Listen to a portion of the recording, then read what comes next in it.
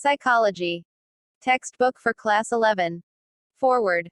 The National Curriculum Framework, NCF, 2005, recommends that children's life at school must be linked to their life outside the school. This principle marks a departure from the legacy of bookish learning which continues to shape our system and causes a gap between the school, home and community. The syllabi and textbooks developed on the basis of NCF signify an attempt to implement this basic idea. They also attempt to discourage rote learning and the maintenance of sharp boundaries between different subject areas. We hope these measures will take us significantly further in the direction of a child-centered system of education outlined in the National Policy on Education, 1986. The success of this effort depends on the steps that school principals and teachers will take to encourage children to reflect on their own learning and to pursue imaginative activities and questions. We must recognize that given space, time and freedom, children generate new knowledge by engaging with the information passed on to them by adults. Treating the prescribed textbook as the sole basis of examination is one of the key reasons why other resources and sites of learning are ignored. Inculcating creativity and initiative is possible if we perceive and treat children as participants in learning, not as receivers of a fixed body of knowledge. These aims imply considerable change in school routines and mode of functioning. Flexibility in the daily timetable is as necessary as rigor in implementing the annual calendar so that the required number of teaching days are actually devoted to teaching. The methods used for teaching and evaluation will also determine how effective this textbook proves for making children's life at school a happy experience, rather than a source of stress or boredom. Syllabus designers have tried to address the problem of curricular burden by restructuring and reorienting knowledge at different stages with greater consideration for child psychology and the time available for teaching. The textbook attempts to enhance this endeavor by giving higher priority and space to opportunities for contemplation and wondering, discussion in small groups, and activities requiring hands-on experience. The National Council of Educational Research and Training, NCERT, appreciates the hard work done by the Textbook Development Committee responsible for this textbook. We wish to thank the chairperson of the Advisory Group of Social Sciences, Professor Hari Vasudevan, Department of History, Calcutta University, Kolkata, and the chief advisor for this textbook, Professor R.C. Tripathi, Director, G.B. Pant Social Science Institute, Allahabad, for guiding the work of this committee. Several teachers contributed to the development of this textbook. We are grateful to their principals for making this possible. We are indebted to the institutions and organizations which have generously permitted us to draw upon their resources, material and personnel. We are especially grateful to the members of the National Monitoring Committee, appointed by the Department of Secondary and Higher Education, Ministry of Human Resource Development under the chairpersonship of Professor Rinal Miri and Professor G.P. Deshpande, for their valuable time and contribution. As an organization committed to the systemic reform and continuous improvement in the quality of its products, NCERT welcomes comments and suggestions which will enable us to undertake further revision and refinement. Director. National Council of Educational Research and Training. New Delhi. 20th of December 2005. Preface. Psychology is one of the youngest sciences but one of the fastest growing. There are many who believe that the 21st century is going to be the century of biological sciences along with psychological sciences. Development in the fields of neurosciences, as well as physical sciences, have opened new doors to solve the mysteries of mind and human behavior. There is no human endeavor which is going to remain unaffected by this new knowledge which is getting created. One only hopes that it will enable people to live their lives more meaningfully and to organize human systems better. In fact, as a consequence, a large number of new job opportunities have surfaced. Psychology already has made inroads into many new domains. The writing of this textbook has been truly a collective effort. It has benefited from the inputs received from various subject experts in various forms, from college and school teachers, and also students. In writing this textbook, we have tried to address some of the concerns raised by the evaluators of the previous edition of this textbook, while also making use of some portions of it. The textbook follows the National Curriculum Framework, NCF 2005. In keeping with the general guidelines, we have tried to reduce the load and attempted to make it more comprehensible for the students. In doing so, we have tried to relate psychological concepts with everyday human behavior and also with various life experiences. How far one has succeeded in this is left for the teachers and students to judge. One major challenge which teachers of psychology face is to make their students analyze human behavior in a scientific manner and to use explanations which are not commonsensical. More than any other scientific discipline, psychology runs the risk of trivialization. It is our hope that students who go through this course will develop a proper scientific attitude for analyzing others and their own behavior and use it for personal growth. We take great pleasure in placing this textbook in the hands of students and teachers and also express our gratitude to all who have provided their unstinted support in its writing and production. Notes for teachers. As a teacher, one is always concerned about students learning and enhancing their understanding over and above what is in the textbook. The existing classroom practices largely focus on imparting knowledge and information. It is, however, important for us to reflect on what it means to teach, how we teach, and the carryover value of our teaching. Research shows that pedagogical practices are influenced by the nature and contents of the subject or discipline. The subject of psychology, which deals with human mind, behavior, and human relationship, can most appropriately lend itself to teaching with humanistic perspective. Such a perspective aims at enriching students' knowledge as well as inspiring and awakening their curiosity, positive feelings, desire to learn, openness, exploration of self and others, etc. Such an approach is also conducive to their personal development and inculcation of positive attitude and love for the subject. This textbook has been so designed as to provide ample scope to build on the previous knowledge and experiences of the students. Meaningful contexts have been provided to relate the subject matter with day-to-day life. We suggest you use interactive approach to engage the students, and to sustain their interest and enthusiasm in order to make the teaching-learning process joyful. Strategies like stories, discussions, examples, questioning, analogies, problem-solving situations, role-play, etc. are an inbuilt part of the text. It will be good if students bring in their own stories and examples. Special effort has been made to reduce the density of information to provide time and space to help students to relate knowledge gained in the classroom to their individual experiences as well as to their physical, social, political, and economic environments. The transaction of the subject matter, therefore, should facilitate reflection among students to explore the applicability of knowledge to their own contexts. We suggest that you may encourage your students to maintain a record of interesting events, episodes in which they may have been involved personally or which they may have observed. They may try to make sense of these episodes using their learning from this book. This may be called a learning diary. As for Class 11 students, psychology will be a new subject. It would be important to dwell on the potential of the subject, its value in daily life and various career possibilities. Students, it is expected, will be made aware of the empirical nature of the discipline and the importance of adopting scientific approach in studying human behavior. This textbook consists of 9 chapters on topics considered essential for an introductory course in psychology. Each chapter begins with learning objectives.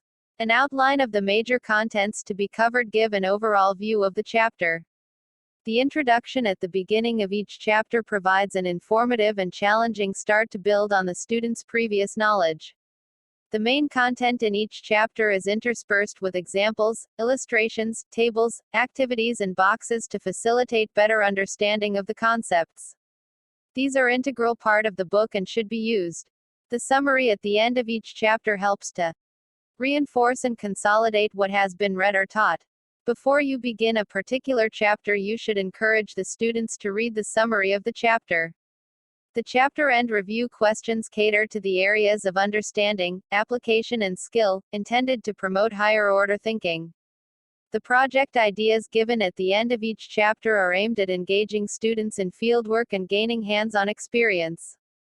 This also brings them to understand abstract concepts more meaningfully by relating these to their everyday life happenings. We hope that these will be appropriately used by you to create new learning opportunities. Although the contents of the textbook have been organized under different headings, like learning, thinking, memory, motivation and emotion, etc., efforts have been made to provide linkages across and within the chapters to maintain continuity and holistic perspective. The activities given in the textbook have been carefully chosen to maximize students' participation in the class. Most activities suggested are easy to carry out and require no special material. These can be conducted in the classroom situation or given as part of home assignments. While some of the activities are group-oriented, some of these are individual in nature. Group activities are important for team building, to experience the joy of sharing and to develop respect for each other's viewpoint.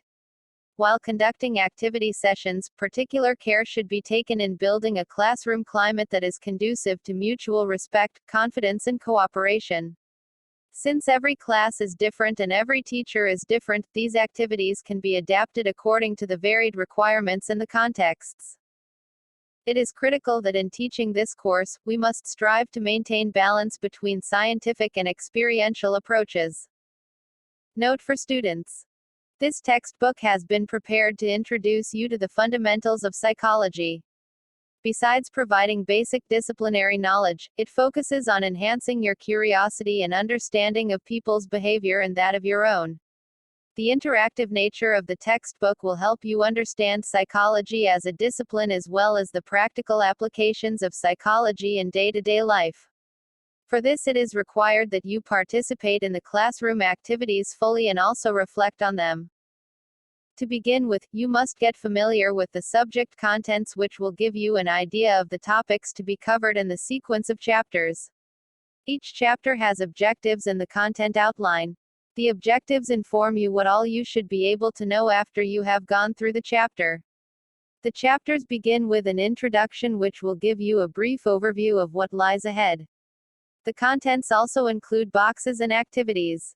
These boxes contain information relating to the latest theories and experiments that have been conducted and its applications to everyday situations. They are integral to the book and you are required to read them to widen your horizon and to develop a quest for knowledge. Examples given in the textbook relate to real-life events and experiences.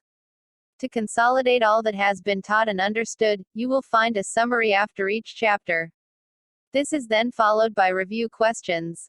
These questions are likely to generate critical thinking and develop in you the power to question and reason. We encourage you to attempt these questions. Your responses to these questions will indicate both the degree of your mastery of the concepts taught and the depth of your knowledge.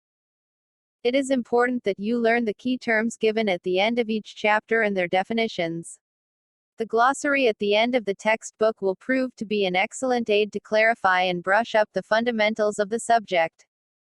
Now let us focus on the activities and project ideas mentioned in each chapter. These are intended to promote experiential learning. Your experience while taking up these activities will help you to know more about yourself and others. These will also help you to relate taught concepts in the class to real-life situations. Try to involve in as many activities as you can, as this will facilitate your understanding of psychological concepts better. The project ideas also emphasize learning by doing. You may have to move out of your classroom to interview people or to gather information. It may not be possible for you to carry out all the projects, but choose the ones you find interesting. You are going to embark on a journey towards exploring different realms of the subject. As you go along, you will find some sites in the text which will help you to explore yourself and the world of which you are a part. The doorway to psychology is open, make the best of it. If you are an internet user, try to explore the sites with the help of your teacher which provide information on the topics covered in this textbook. Contents. Note for the teachers. Note for the students. Chapter 1. What is psychology? Chapter 2. Methods of Enquiry in Psychology. Chapter 3. The basis of human behavior. Chapter 4. Human Development. Chapter 5. Sensory, Attentional and Perceptual Processes. Chapter 6. Learning. Chapter 7. Human Memory. Chapter 8. Thinking. Chapter 9. Motivation and Emotion. Glossary.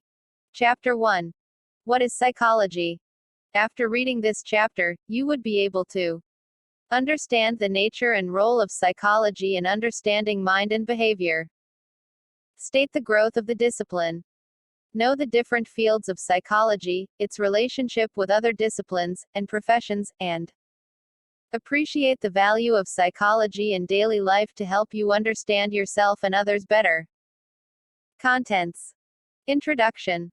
What is psychology? Psychology as a discipline, psychology as a natural science, psychology as a social science. Understanding mind and behavior. Popular notions about the discipline of psychology, evolution of psychology. Some interesting landmarks in the evolution of modern psychology, Box 1.1. Development of psychology in India. Branches of psychology. Themes of research and applications. Psychology and other disciplines. Psychologists at work. Psychology in everyday life. Key terms. Summary. Review questions. Project ideas. The growth of the human mind is still high adventure, in many ways the highest adventure on earth. Norman Cousins. Introduction. You were, perhaps, asked by your teacher in the first class why you opted for psychology over other subjects. What do you hope to learn? If you were asked this question, what was your response? Generally, the range of responses which surface in class to this question are truly bewildering. Most students give inane responses, like they want to know what others are thinking. But then one also comes across such responses as knowing oneself, knowing others, or more specific responses like knowing why people dream, why people go out of their way to help others or beat each other up. All ancient traditions have engaged themselves with questions about human nature. The Indian philosophical traditions, in particular, deal with questions relating to why people behave in the manner in which they do. Why are people generally unhappy? What changes should they bring about in themselves if they desire happiness in their lives? Like all knowledge, psychological knowledge too is intended to contribute to human well-being. If the world is full of misery, it is largely due to humans themselves. Perhaps, you have asked why a 9/11 or war in Iraq happened. Why innocent people in Delhi, Mumbai, Srinagar or in the Northeast have to face bombs and bullets. Psychologists ask what is in the experiences of young men which turn them into terrorists seeking revenge. But there is another side to human nature. You may have heard the name of Major H.P.S. Ahluwalia, paralyzed waist down because of an injury he suffered in a war with Pakistan, who climbed the Mount Everest. What moved him to climb such heights? These are not only questions about human nature which psychology addresses as a human science. You will be surprised to learn that modern psychology also deals with somewhat nebulous micro-level phenomenon like consciousness, focusing attention in the face of noise, or supporters trying to burn down a shopping complex after their team had scored victory in a football game over its traditional rival.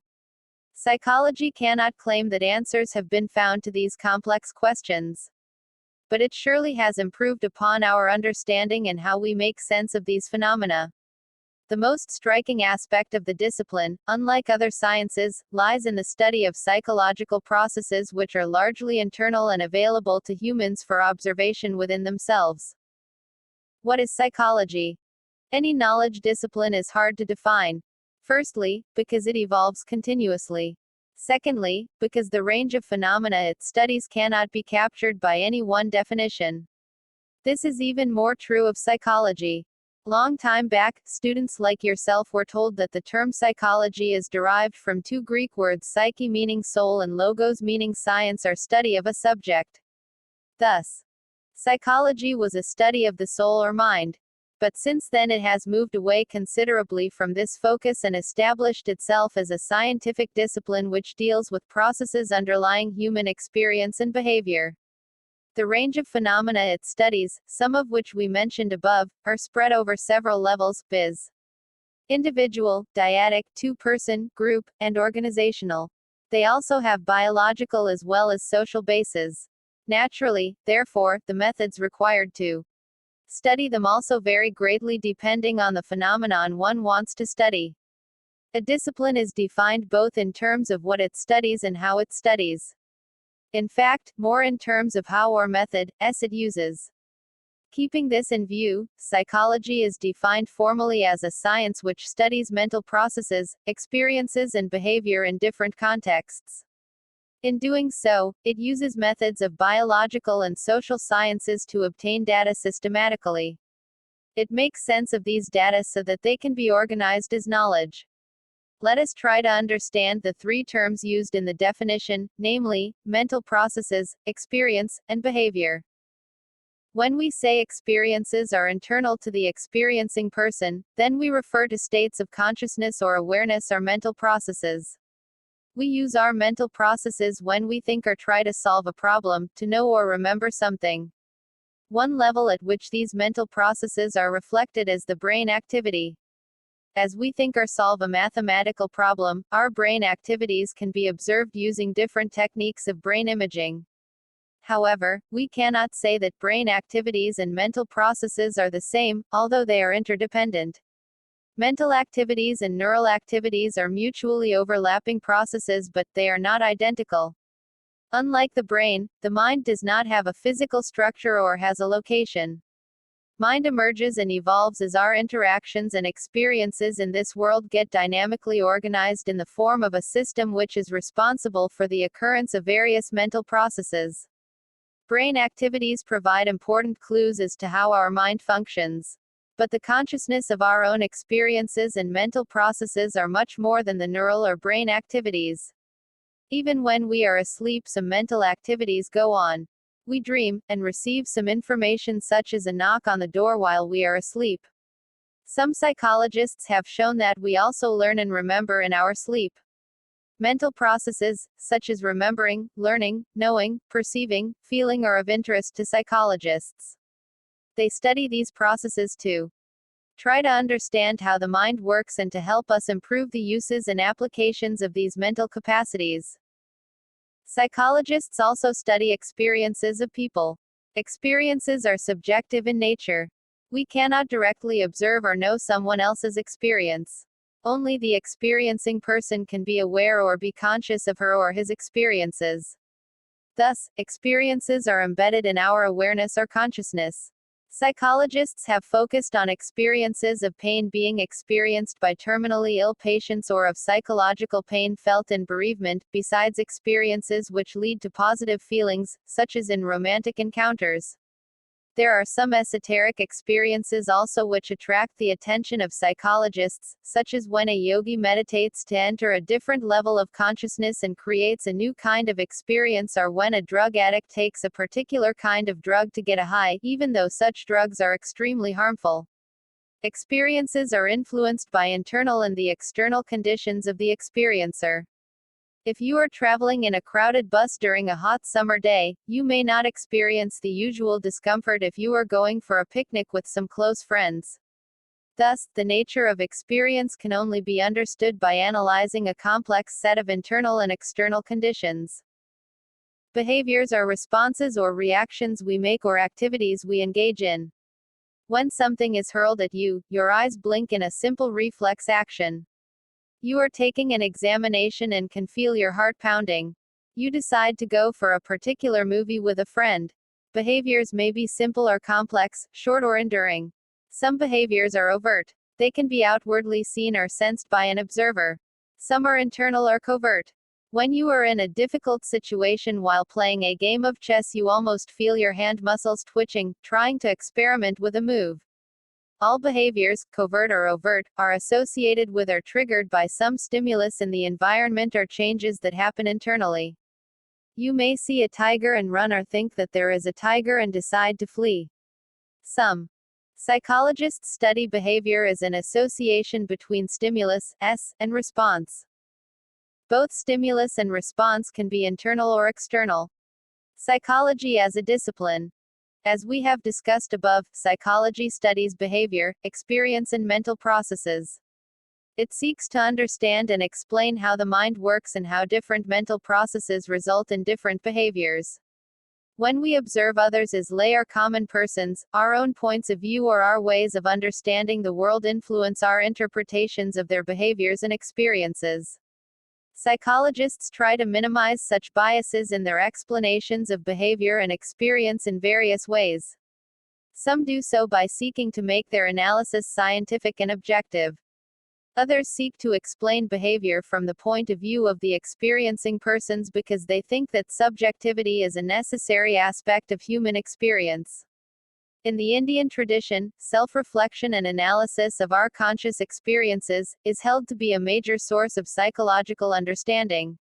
Many Western psychologists have also begun to emphasize the role of self-reflection and self-knowledge in understanding human behavior and experience.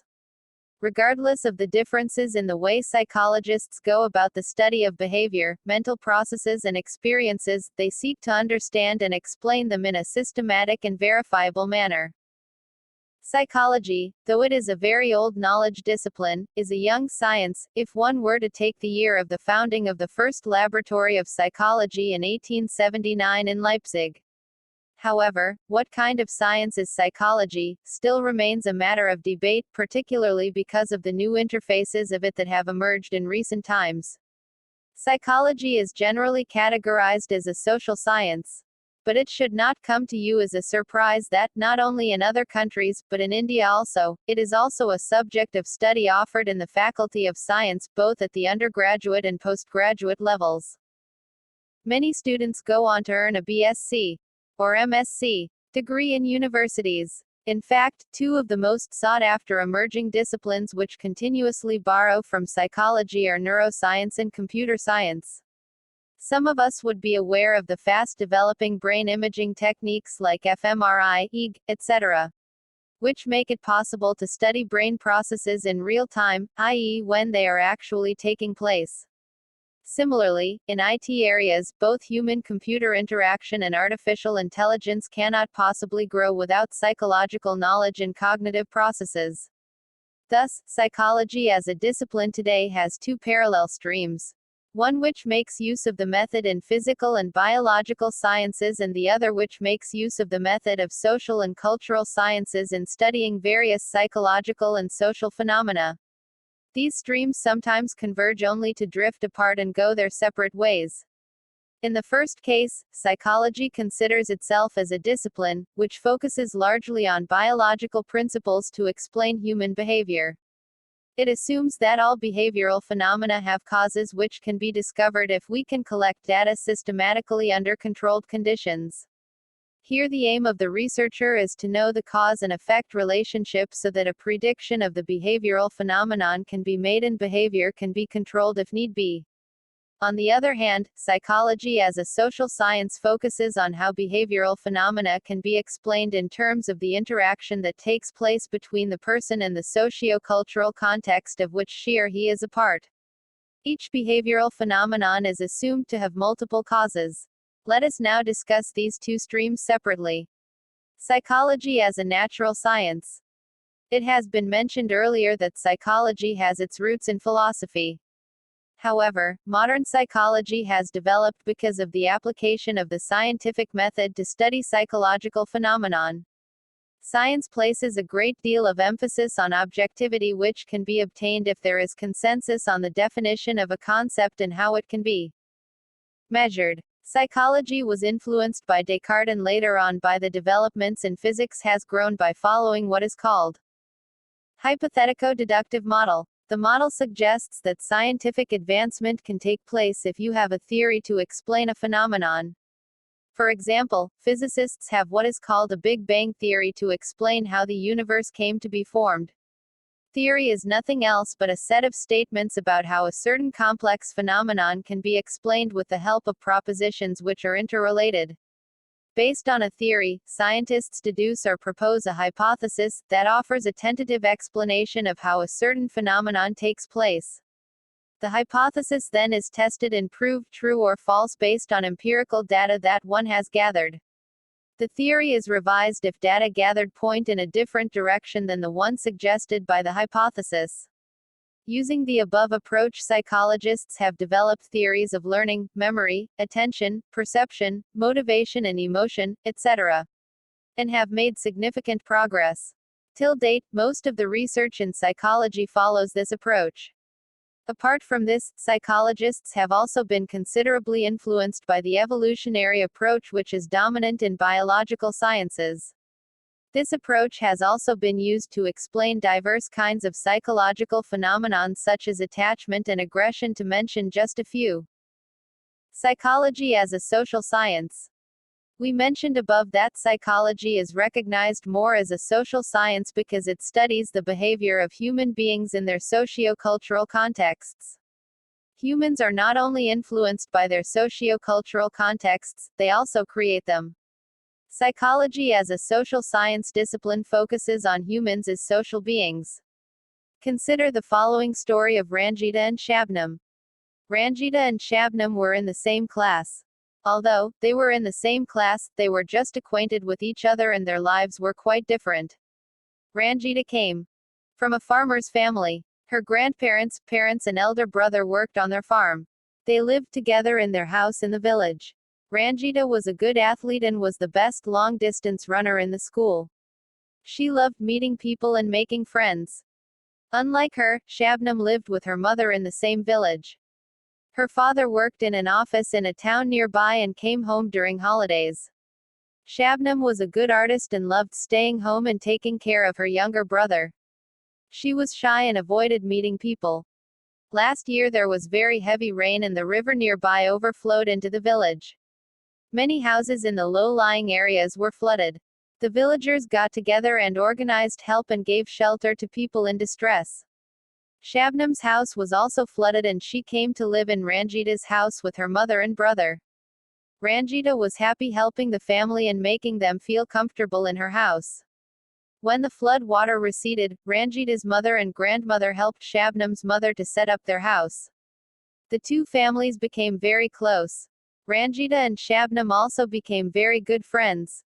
In this case of Ranjita and Shabnam, both are very different persons. They grew up in different families under complex social and cultural conditions. You can see some regularity in the relationship of their nature, experience and mental processes with their social and physical environment. But at the same time, there are variations in their behaviors and experiences which would be difficult to predict using the known psychological principles. One can understand why and how individuals and communities become quite helpful and self-sacrificing in crisis, as was the case with the people in the village of Ranjita and Shabnam. But, even in that case, not every villager was equally helpful, and also under similar circumstances not every community is so forthcoming. In fact, sometimes, the opposite is true. People become antisocial under similar circumstances, indulging in looting in exploitation when some crisis occurs. This shows that psychology deals with human behavior and experience in the context of their society and culture. Thus, psychology is a social science with focus on the individuals and communities in relation to their socio-cultural and physical environment. Understanding mind and behavior. You will recall that psychology was once defined as a science of the mind. For many decades, the mind remained a taboo in psychology because it could not be defined in concrete behavioral terms or its location could not be indicated. If the term mind has returned to psychology, we should thank neuroscientists like Sperry and physicists like Penrose, who have given it the respect which it deserved and now has. There are scientists in various disciplines including psychology, who think that a unified theory of the mind is a possibility, although it still is far away. What is mind? Is it the same as brain? It is true that mind cannot exist without brain, but mind is a separate entity. This can be appreciated on account of several interesting cases that have been documented. Some patients whose occipital lobes, which are responsible for vision, were surgically removed have been found to be responding correctly to location and configuration of visual cues. Similarly, an amateur athlete lost his arm in a motorcycle accident but continued to feel an arm, and also continued to feel its movements. When offered a fee, his phantom arm reached out to the coffee cup, and when someone pulled it away, he protested. There are other similar cases documented by neuroscientists. A young man who suffered brain injury in an accident, after he returned home from the hospital, claimed that his parents had been replaced by their duplicates. They were imposters. In each of these cases, the person had suffered from damage of some part of the brain, but his mind had remained intact. It was earlier believed by scientists that there is no relationship between the mind and the body and that they were parallel to each other. Recent studies in affective neuroscience have clearly shown that there is a relationship between mind and behavior. It has been shown that using positive visualization techniques and feeling positive emotions, one can bring about significant changes in bodily processes. Ornish has shown this in a number of studies with his patients. In these studies, a person with blocked arteries was made to visualize that blood was flowing through his blocked arteries. After practicing this over a period of time, significant relief was obtained by these patients as the degree of blockage became significantly less. Use of mental imagery, i.e. images generated by a person in his mind, have been used to cure various kinds of phobias, irrational fears of objects and situations. A new discipline called psychoneuroimmunology has emerged, which emphasizes the role played by the mind in strengthening the immune system. Activity 1.1. Imagine and visualize yourself in the following situations. Mention 3 psychological processes involved in each situation. You are writing an essay for a competition. You are chatting with a friend on an interesting topic. You are playing football. You are watching a soap opera on TV. Your best friend has hurt you. You are appearing in an examination. You are expecting an important visitor. You are preparing a speech to deliver in your school. You are playing chess. You are trying to figure out the answer of a difficult mathematics problem. Discuss your answers with the teacher and classmates. Popular notions about the DISCIPLINEOF psychology. We mentioned above that every day, almost every one of us acts like a psychologist. We try to understand why someone behaved in the manner in which she or he did and come up with ready explanations. Not only this, most of us have developed our own theory of human behavior. If we want some worker to perform better than she or he has in the past, we know that we will need to push him. Maybe even use a stick because people are basically lazy. Such popular theories of human behavior based on common sense may or may not be true if investigated scientifically. In fact, you will find that commonsensical explanations of human behavior are based on hindsight and explain very little. For example, if a friend you love goes away to a distant place, what will happen to your attraction for him? There are 2 sayings which you may recall to answer this question. One of them is, out of sight, out of mind. The second one is, distance makes the heart grow fonder. Both of them make opposite statements, so which one is true? The explanation you choose will depend on what happens in your life after your friend leaves. Suppose you are able to find a new friend, the saying, out of sight, out of mind, will be used by you or others to explain your behavior. If you are unable to find a new friend, you will keep remembering your friend fondly. In this case, the saying, distance makes the heart grow fonder, will explain your behavior. Notice that in both cases the explanation follows the occurrence of behavior. Common sense is based on hindsight. Psychology as a science looks for patterns of behavior which can be predicted and not explained after the behavior occurs. Scientific knowledge generated by psychology often runs against common sense. One such example is a study performed by Dweck, 1975. She was concerned with children who gave up too easily when faced with a difficult problem or failure. She wondered how they could be helped. Common sense tells us to give them easy problems in order to increase their success rate so that their confidence goes up. Only later should we give them difficult problems which they will be able to solve because of their newfound confidence. Dweck's study tested this. She took 2 groups of students who were trained for 25 days in solving math problems. The first group was given easy problems which they were always able to solve. The second group had a mix of easy and difficult problems. Obviously, in case of difficult problems, they failed. Whenever this happened, Dweck told them that their failure was because they had not tried hard enough and persuaded them not to give up and keep trying. After the training period was over, a new set of math problems were given to the two groups. What Dweck found goes against common belief. Those who had always succeeded because they were given easy problems, gave up much faster when they faced failure than those who had experience of both success and failure and were taught to attribute failure to their lack of effort. There are many other common sense notions which you may not find to be true. Not too long ago it was believed in some cultures that men are more intelligent than women or women cause more accidents than men. Empirical studies have shown that both of these are untrue. Common sense also tells us that one is not able to give one's best if you are asked to perform before a large audience. Psychological studies have shown that if you have practiced well, you may actually perform better because the presence of others helps your performance. It is hoped that as you go through this textbook you will discover that many of your beliefs and understanding of human behavior will change. You will also gather that psychologists are different from astrologers, tantrics and palm readers because they systematically examine propositions based on data to develop principles about human behavior and other psychological phenomena. Activity 1.2. Ask a cross-section of students about what they think psychology is. Draw a comparison between what they say and what the textbook tells you. What conclusion can you draw? Evolution of psychology. Psychology as a modern discipline, which is influenced to a large extent by Western developments, has a short history. It grew out of ancient philosophy concerned with questions of psychological significance. We mentioned earlier that the formal beginning of modern psychology is traced back to 1879 when the first experimental laboratory was established in Leipzig, Germany by Wilhelm Wundt. Wundt was interested in the study of conscious experience and wanted to analyze the constituents or the building blocks of the mind.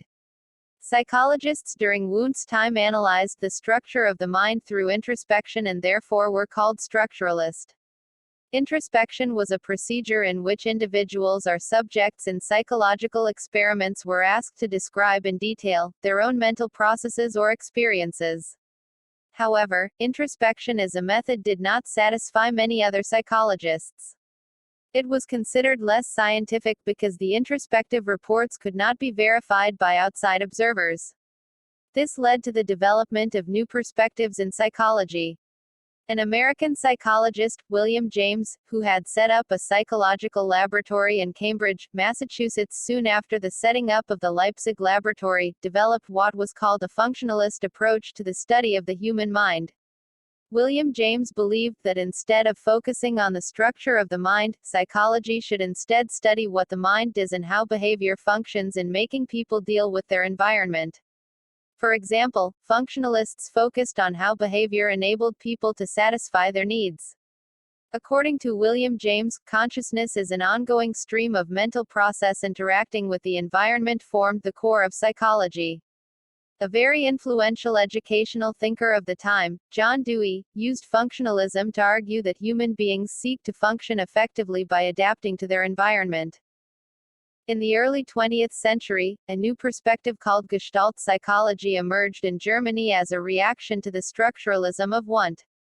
It focused on the organization of perceptual experiences.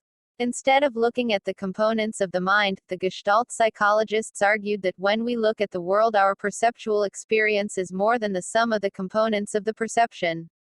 In other words, what we experience is more than the inputs received from our environment.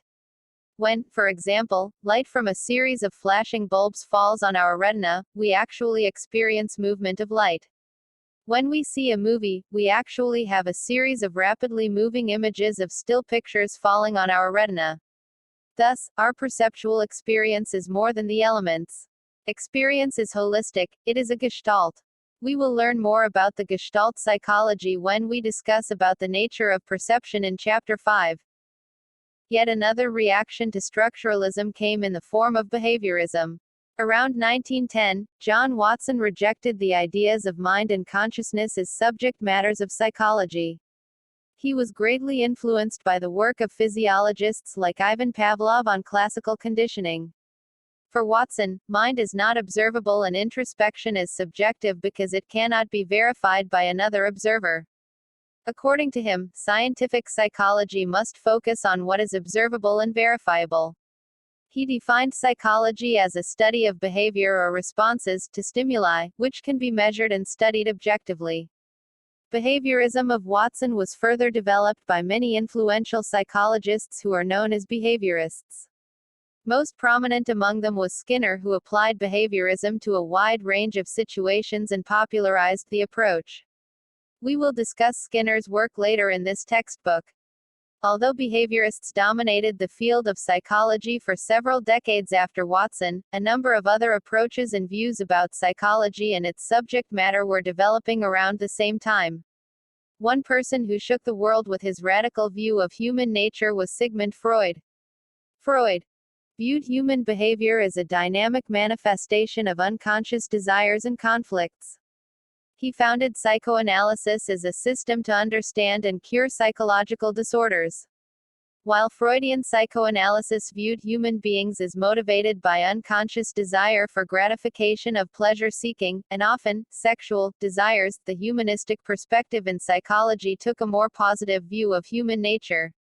Humanists, such as Carl Rogers and Abraham Maslow, emphasized the free will of human beings and their natural striving to grow and unfold their inner potential. They argued that behaviorism, with its emphasis on behavior as determined by environmental conditions, undermines human freedom and dignity and takes a mechanistic view of human nature. These different approaches filled the history of modern psychology and provided multiple perspectives to its development. Each of these perspectives has its own focus and draws our attention to the complexity of psychological processes. There are strengths as well as weaknesses in each approach.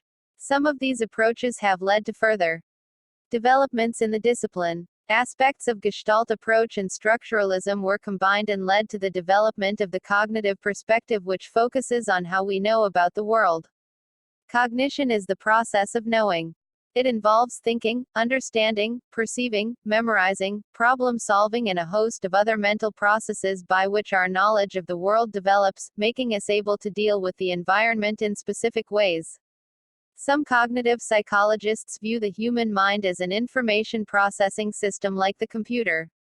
Mind, according to this view, is like a computer and it receives, processes, transforms, stores and retrieves information. Modern cognitive psychology views human beings as actively constructing their minds through their exploration into the physical and the social world. This view is sometimes called constructivism. Piaget's view of child development, which will be discussed later, is considered a constructivist theory of development of the mind. Another Russian psychologist, Vygotsky, went even further to suggest that the human mind develops through social and cultural processes in which the mind is viewed as culturally constructed through joint interaction between adults and children.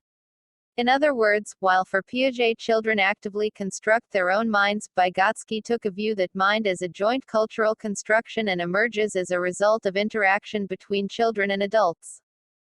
Development of psychology in India. The Indian philosophical tradition is rich in its focus on mental processes and reflections on human consciousness, self, mind-body relations, and a variety of mental functions such as cognition, perception, illusion, attention and reasoning, etc. Unfortunately, philosophical roots in the Indian tradition have not influenced the development of modern psychology in India. The development of the discipline in India continues to be dominated by Western psychology, although some attempts have been made to find points of departure both within the country and abroad. These attempts have tried to establish the truth value of various assertions in Indian philosophical traditions through scientific studies. The modern era of Indian psychology began in the Department of Philosophy at Calcutta University, where the first syllabus of experimental psychology was introduced and the first psychology laboratory was established in 1915. Calcutta University started the first department of psychology in the year 1916 and another department of applied psychology in 1938. The beginning of modern experimental psychology at Calcutta University was greatly influenced by the Indian psychologist Dr. N. Sengupta, who was trained in USA in the experimental tradition of Wundt. Professor G. Bose was trained in Freudian psychoanalysis, another area which influenced the early development of psychology in India. Professor Bose established Indian Psychoanalytical Association in 1922. Departments of psychology in the universities of Mysore and Patna were other early centers of teaching and research in psychology. From these modest beginnings, modern psychology has grown as a strong discipline in India with a large number of centers of teaching, research and applications. There are 2 centers of excellence in psychology supported by the UGC at Utkal University, Bhubaneswar, and at the University of Allahabad. About 70 universities offer courses in psychology. Durganand Sinha, in his book Psychology in a Third World Country, The Indian Experience, published in 1986, traces the history of modern psychology as a social science in India in 4 phases. According to him, the first phase till independence was a phase with emphasis on experimental, psychoanalytic and psychological testing research, which primarily reflected the development of the discipline in Western countries. The second phase till the 1960s was a phase of expansion of psychology in India into different branches of psychology. During this phase, Indian psychologists showed a desire to have an Indian identity by seeking to link Western psychology to the Indian context.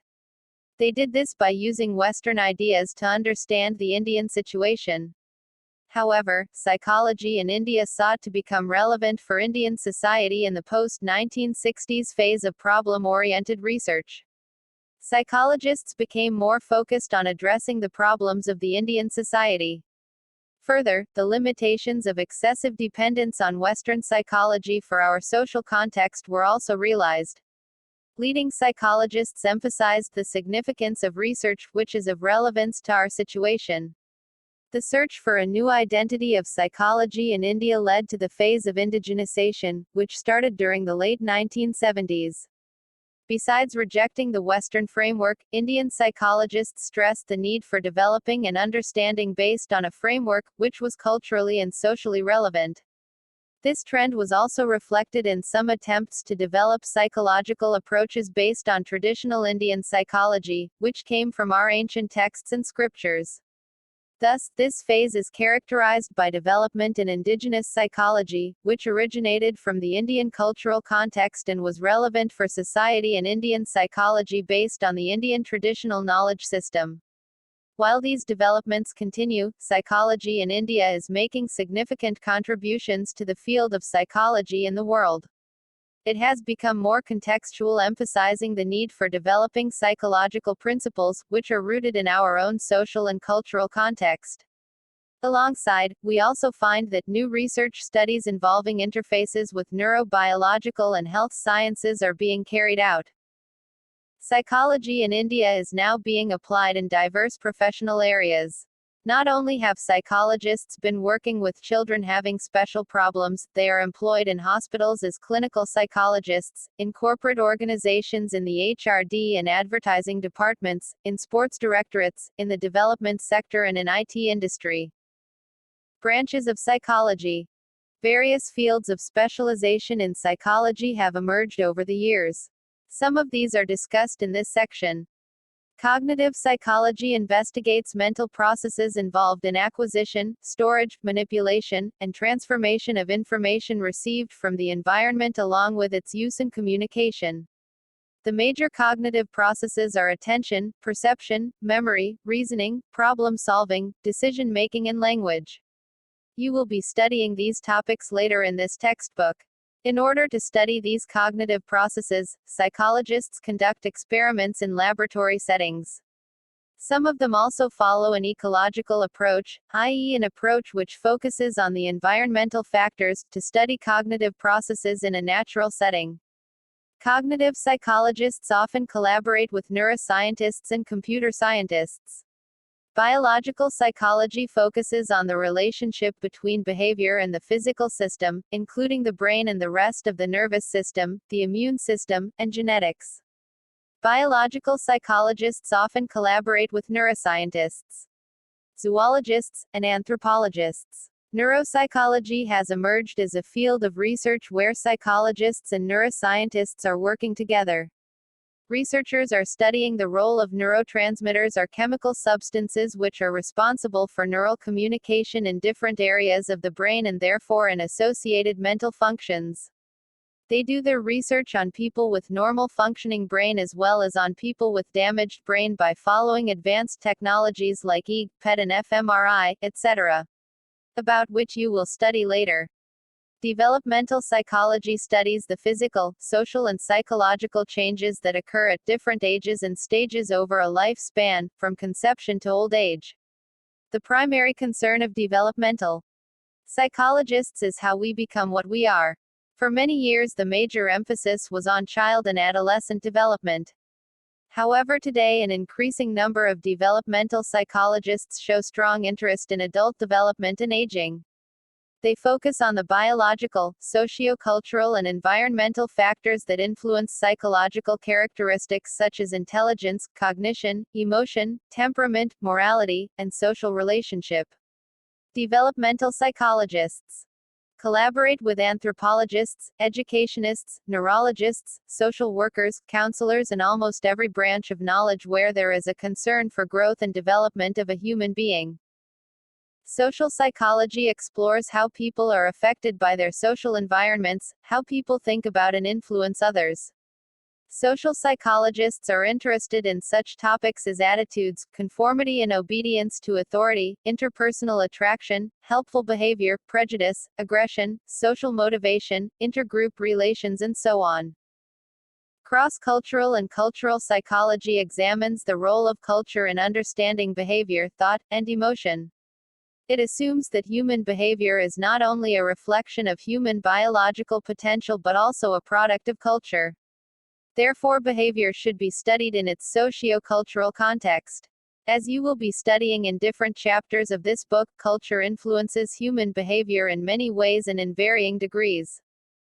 Environmental psychology studies the interaction of physical factors such as temperature, humidity, pollution, and natural disasters on human behavior. The influence of physical arrangement of the workplace on health, the emotional state, and interpersonal relations are also investigated. Current topics of research in this field are the extent to which disposal of waste, population explosion, conservation of energy, efficient use of community resources are associated with and are functions of human behavior. Health psychology focuses on the role of psychological factors, for example, stress, anxiety, in the development, prevention and treatment of illness. Areas of interest for a health psychologist are stress and coping, the relationship between psychological factors and health, patient-doctor relationship and ways of promoting health-enhancing factors. Clinical and counseling psychology deals with causes, treatment and prevention of different types of psychological disorders such as anxiety, depression, eating disorders and chronic substance abuse. A related area is counseling, which aims to improve everyday functioning by helping people solve problems in daily living and cope more effectively with challenging situations. The work of clinical psychologists does not differ from that of counseling psychologists, although a counseling psychologist sometimes deals with people who have less serious problems. In many instances, counseling psychologists work with students, advising them about personal problems and career planning. Like clinical psychologists, psychiatrists also study the causes, treatment, and prevention of psychological disorders. How are clinical psychologists and psychiatrists different? A clinical psychologist has a degree in psychology, which includes intensive training in treating people with psychological disorders. In contrast, a psychiatrist has a medical degree with years of specialized training in the treatment of psychological disorders. One important distinction is that psychiatrists can prescribe medications and give electroshock treatments, whereas clinical psychologists cannot. Industrial, organizational psychology deals with workplace behavior, focusing on both the workers and the organizations that employ them. Industrial, organizational psychologists are concerned with training employees, improving work conditions, and developing criteria for selecting employees.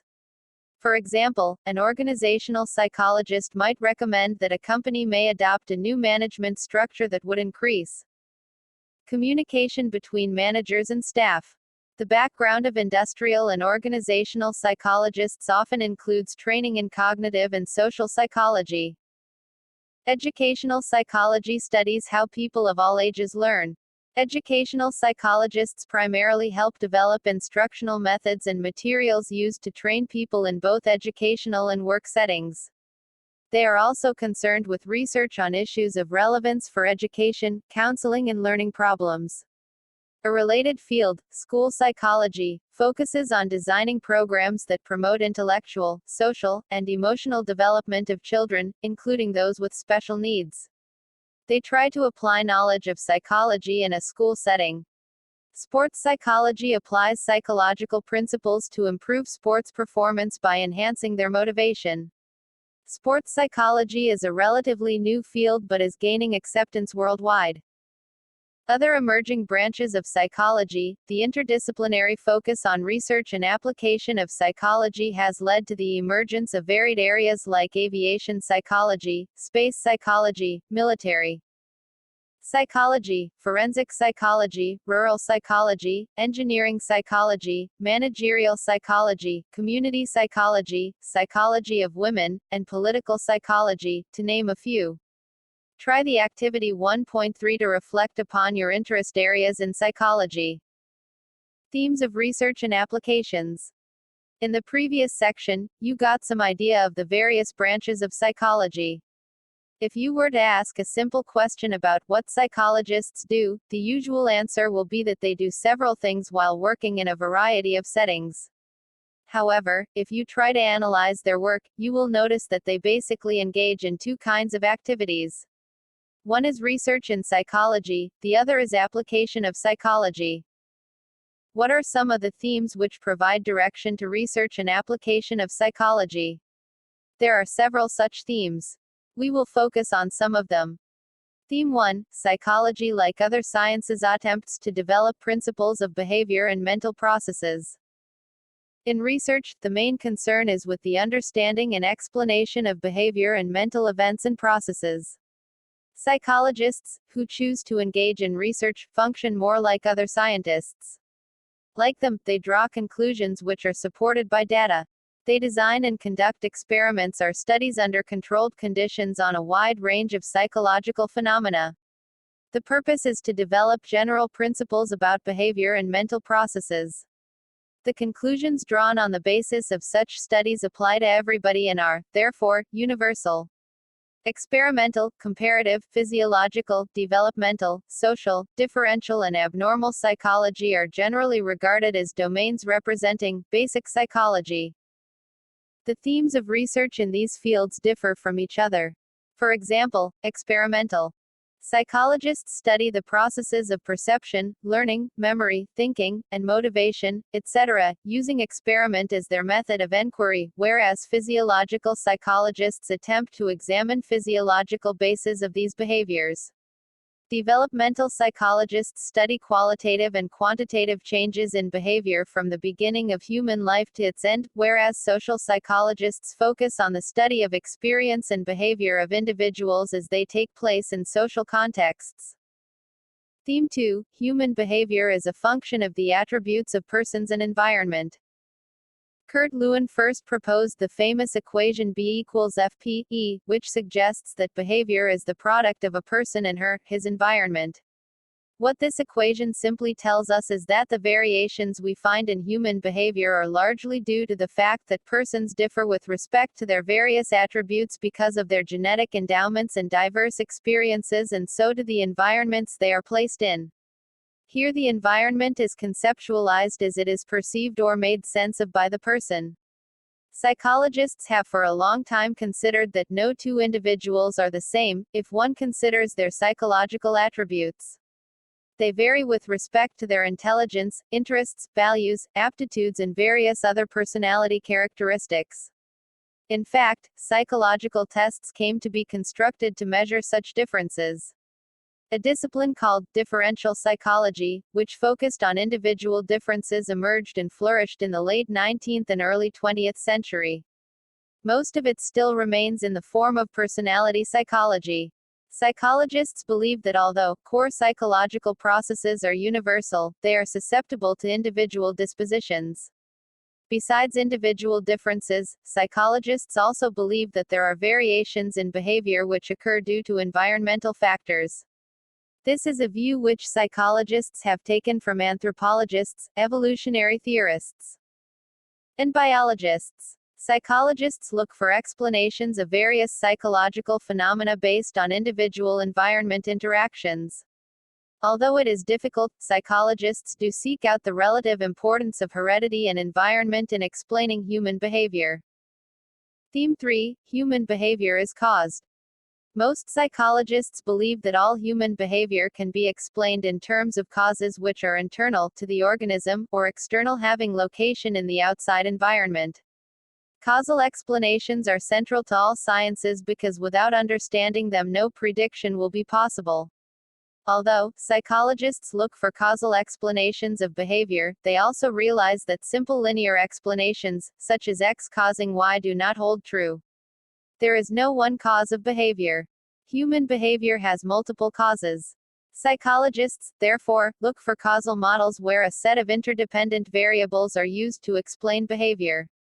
When it is said that behavior has multiple causes, it means that it is difficult to pinpoint one cause of behavior because it may itself be caused by another variable, which in turn may be caused by some other. Theme 4: Understanding of human behavior is culturally constructed. This is a theme which has recently surfaced. There are psychologists who believe that most psychological theories and models are Euro-American in nature and therefore, do not help us in understanding behaviors in other cultural settings. Psychologists from Asia, Africa and Latin America have been critical of Euro-American approaches which are propagated as universal. A similar critique is made by feminists who argue that psychology offers a male perspective and ignores the perspective of women. They argue in favor of a dialectical approach which will accommodate both male and female perspectives in understanding human behavior. Theme 5: Human behavior can be controlled and modified through the application of psychological principles. Why do scientists like to know how certain events can be controlled, be they physical or psychological? Their concern arises from their desire to develop techniques or methods that will improve the quality of human life. Psychologists also seek the same while applying knowledge generated by them. This often requires removal of certain difficulties or adverse conditions that individuals experience in different phases of their life. Consequently, psychologists make certain interventions into the lives of needy people. This applied role of psychologists has, on the one hand, brought the subject closer to the life of people in general than other social science subjects and in knowing the limits of the applicability of its principles. On the other hand, this role has also been very helpful in popularizing psychology as a subject in itself. Thus, several independent branches of psychology have emerged that try to use psychological theories, principles and facts to diagnose and resolve problems related to industrial and organizational settings, clinical services, education, environment, health, community development and so on. Industrial psychology, organizational psychology, clinical psychology, educational psychology, engineering psychology and sports psychology represent some of the areas in which psychologists are engaged in delivering services to individuals, groups or institutions. Basic versus applied psychology. It may be noted at this point that various areas put under the rubrics of basic and applied psychology are identified only on the basis of their emphasis on the study of certain subject matters and broader concerns. There is no sharp cleavage between research and application of psychology.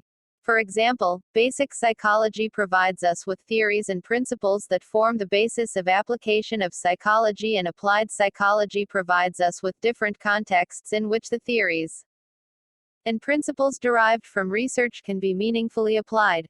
On the other hand, research is an integral part of even those fields of psychology that are mainly characterized by or subsumed under the category of application. Due to ever-increasing demands of psychology in different settings, many fields that were regarded as primarily research-oriented in previous decades have also gradually turned into application-oriented. Newly emerging disciplines like applied experimental psychology, applied social psychology, and applied developmental psychology indicate that in fact all psychology has the potential of application and is basically applied in nature. Thus, there is seemingly no fundamental difference between research and application of psychology. These activities are highly interrelated and mutually reinforcing. Their mutual interactions and pervasive influences on each other have become so specific that several offshoots have emerged in recent years with very specific emphasis on their subject matters. Thus, ecological psychology, environmental psychology, cross-cultural psychology, biological psychology, space psychology, and cognitive psychology, to mention a few, have come up as new and frontier areas of research and application that previously formed part of other fields of psychology. These newer developments require highly specialized research skills and training on the part of researchers than ever before. Psychology and other disciplines. Any discipline, which deals with people, would definitely recognize the relevance of the knowledge of psychology. Similarly, psychologists also acknowledge the relevance of other disciplines in understanding human behavior. This trend has led to the emergence of interdisciplinary approach in the field of psychology. Researchers and scholars in science, social science and humanities have felt the significance of psychology as a discipline. Figure 1.1 clearly shows the relationship of psychology with other disciplines. In studying brain and behavior, psychology shares its knowledge with neurology, physiology, biology, medicine and computer science. In studying human behavior, its meaning, growth and development, in a socio-cultural context, psychology shares its knowledge with anthropology, sociology, social work, political science and economics. In studying mental activities involved in creation of literary texts, music and drama, psychology shares its knowledge with literature, art and music. Some of the major disciplines linked to the field of psychology are discussed below. Philosophy. Until the end of the 19th century, certain concerns that are now part of contemporary psychology like, what is the nature of the mind or how do humans come to know their motivations and emotions were the concerns of philosophers. In the later part of the 19th century, Wundt and other psychologists adopted an experimental approach to these questions and contemporary psychology emerged. Despite the emergence of psychology as a science, it greatly draws from philosophy, particularly with respect to methods of knowing, and various domains of human nature. Medicine. Doctors have realized that the maxim, healthy body requires a healthy mind, is actually true. A large number of hospitals now employ psychologists. The role of psychologists in preventing people from engaging in health hazardous behaviors and in adhering to the prescribed doctor's regimen are some of the important areas where the two disciplines have come together. While treating patients suffering from cancer, AIDS, and the physically challenged, or handling patients in the intensive care unit, and patients during post-operative care, doctors have also felt the need for psychological counseling. A successful doctor looks at the psychological as well as physical well-being of the patients. Economics, political science and sociology, as sister social science disciplines, these three have drawn considerably from psychology and have enriched it as well. Psychology has contributed a great deal to the study of micro-level economic behavior, particularly in understanding consumer behavior, savings behavior and in decision-making. American economists have used data on consumer sentiments to predict economic growth. 3 scholars who have worked on such problems have received the Nobel Prize in Economics, namely H. Simon, D. Kahneman and T. Schelling. Like economics, political science too draws considerably from psychology, particularly, in understanding issues related to exercise of power and authority, nature of political conflicts and their resolutions, and voting behavior. Sociology and psychology come together to explain and understand the behavior of individuals within different socio-cultural contexts. Issues related to socialization, group and collective behavior, and intergroup conflicts gain from both these disciplines. Computer science. From the very beginning, the effort of computer science has been in mimicking the human mind. One can see it in terms of how a computer is structured, its memory organized, sequential and simultaneous, read parallel processing of information. Computer scientists and engineers are seeking to make computers not only more and more intelligent but also machines which can sense and feel. Developments in both these disciplines have brought about significant advancement in the field of cognitive sciences. Law and criminology. A skilled lawyer and a criminologist requires knowledge of psychology in answering such questions as, how well a witness remembers an accident, a street fight, or a murder. How well can she or he report such facts when taking the witness stand in the court? What factors influence the decision which is taken by the jury? What are the dependable signs of guilt and falsehood? What factors are held important in holding a culprit responsible for her, his action? What degree of punishment is considered just for a criminal act? Psychologists seek to answer these questions. Currently, a number of psychologists are involved in research on such issues, the answers to which would help the legal system of the country in the future. Mass communication. The print and the electronic media have entered in our lives in a very big way. They have a major influence on our thinking, attitudes, and our emotions. If they have brought us closer together, they have also reduced cultural diversities. The impact of media on the formation of attitudes of children and their behavior is a domain where both these disciplines come together. Psychology also helps in developing strategies for better and effective communication. A journalist in reporting news must know the reader's interests in the story. Since most stories deal with human events, knowledge of their motives and emotions is very important. A story will have more impact if it is based on a background of psychological knowledge and insight. Music and fine arts. Music and psychology have converged in many areas. Scientists have made use of music in raising work performance. Music and emotions is another area in which a number of studies have been carried out.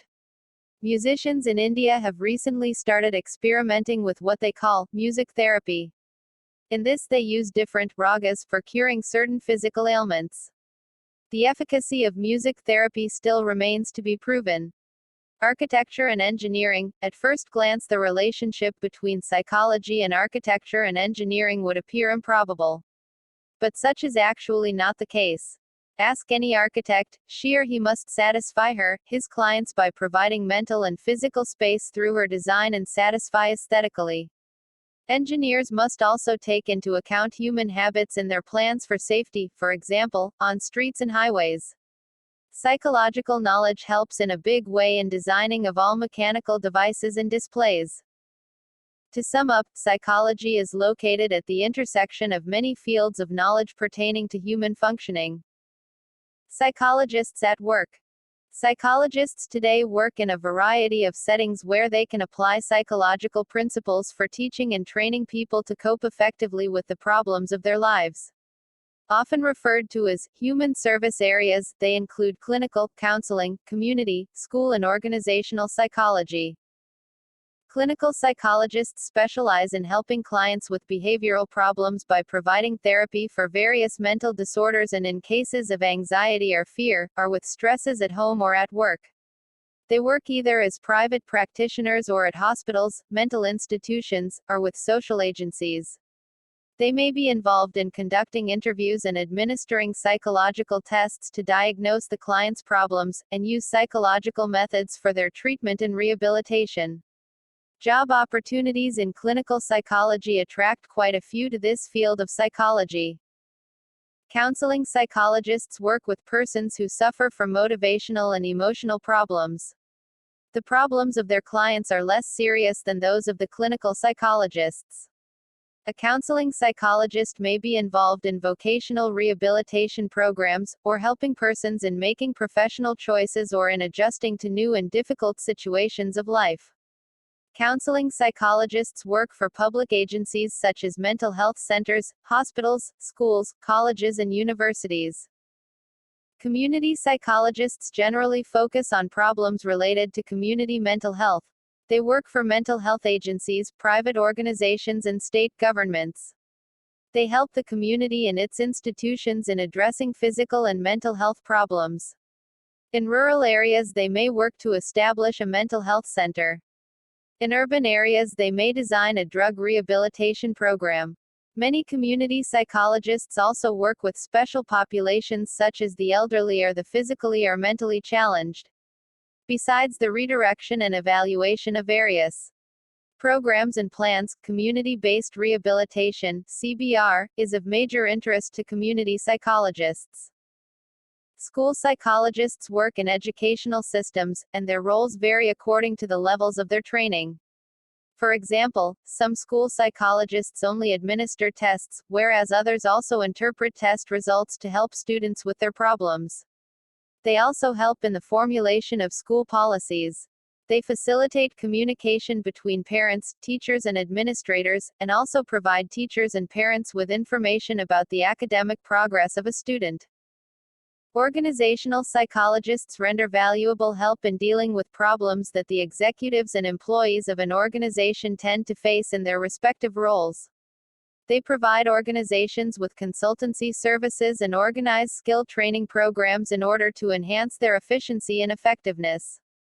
Some organizational psychologists specialize in human resource development, HRD, while others in organizational development and change management programs. Psychology in everyday life. The discussion above may have clarified that psychology is not only a subject that satisfies some of the curiosities of our mind about human nature, but it is also a subject that can offer solutions to a variety of problems. These may range from purely personal, for example, a daughter having to face an alcoholic father or a mother dealing with a problem child, to those that may be rooted within the family setup, for example, lack of communication and interaction among family members, or in a larger group or community setting, for example, terrorist groups or socially isolated communities, or may have national or international dimensions. Problems related to education, health, environment, social justice, women development, intergroup relations, etc. are pervasive. While the solution of these problems may involve political, economic and social reforms, interventions at the individual levels are also needed in order to change. Many of these problems are largely of psychological nature and they result from our unhealthy thinking, negative attitude towards people and self and undesirable patterns of behavior. A psychological analysis of these problems helps both in having a deeper understanding of these problems and also in finding their effective solutions. The potential of psychology in solving the problems of life is being realized more and more. Media has played a vital role in this respect. You may have seen on television counselors and therapists suggesting solutions to a variety of problems related to children, adolescents, adults and the elderly people.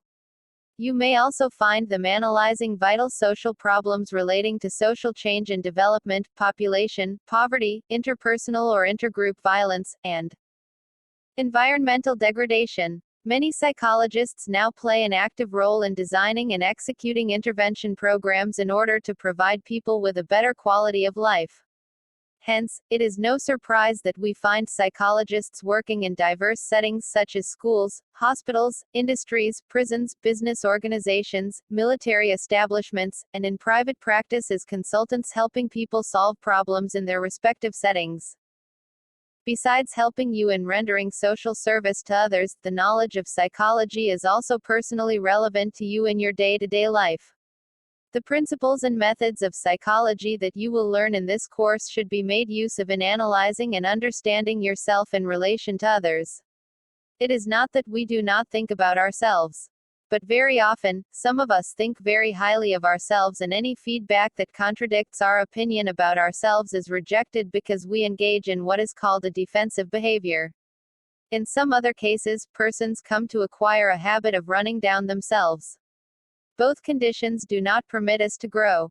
We need to have a positive and balanced understanding of ourselves. You may use psychological principles in a positive manner to develop good habits of study for improving your learning and memory, and for solving your personal and interpersonal problems by using appropriate decision-making strategies. You will also find it of use to reduce or alleviate the stress of examination. Thus, the knowledge of psychology is quite useful in our everyday life, and is rewarding from personal as well as social points of view. Key terms. behavior, behaviorism, cognition, cognitive approach, consciousness, constructivism, developmental psychology, functionalism, Gestalt psychology, humanistic approach, introspection, mind, neuropsychology, physiological psychology, psychoanalysis, sociology, stimulus, structuralism. Summary. Psychology is a modern discipline aimed at understanding the complexities of mental processes, experiences and behavior of individuals in different contexts. It is treated as a natural as well as a social science. The major schools of psychological thought are structuralism, functionalism, behaviorism, Gestalt school, psychoanalysis, humanistic psychology and cognitive psychology. Contemporary psychology is multivocal as it is characterized by many approaches or diverse views, which explain behavior at different levels. These approaches are not mutually exclusive. Each provides valuable insights into the complexities of human functioning. The cognitive approach uses thought processes as central to psychological functions. The humanistic approach views human functioning as characterized by a desire to grow, be productive and fulfill human potential. Today psychologists work in many specialized fields which have their own theories and methods. They make efforts to develop theories and solve problems in specific domains. Some of the major fields of psychology are cognitive psychology, biological psychology, health psychology, developmental psychology, social psychology, educational and school psychology, clinical and counseling psychology, environmental psychology, industrial, organizational psychology, sports psychology. More recently, a need is felt to have interdisciplinary initiatives to arrive at a better understanding of reality. This has led to a collaboration across disciplines. Interests of psychology overlap with social sciences, e.g., economics, political science, sociology, biosciences, e.g., neurology, physiology, medicine, mass communication, and music and fine arts. Such efforts have led to fruitful research and application. Psychology is a discipline not merely contributing to the development of theoretical knowledge about human behavior, but contributing to the solution of problems at different levels. Psychologists are employed to help in diverse activities in a variety of settings including schools, hospitals, industries, training institutes, military and government establishments. Many of them are doing private practice and are consultants. Box 1.1 Some interesting landmarks in the evolution of modern psychology. 1879. Wilhelm Wundt establishes the first psychology laboratory in Leipzig, Germany. 1890. William James publishes Principles of Psychology. 1895. Functionalism is formulated as a system of psychology. 1900. Sigmund Freud develops psychoanalysis. 1904. Ivan Pavlov wins the Nobel Prize for his work on digestive system that led to understanding of principles of development of responses. 1905. Intelligence test developed by Binet and Simon. 1912. Gestalt psychology is born in Germany. 1916. First psychology department at Calcutta University is established. 1922. Psychology is included in Indian Science Congress Association. 1924. Indian Psychological Association is founded.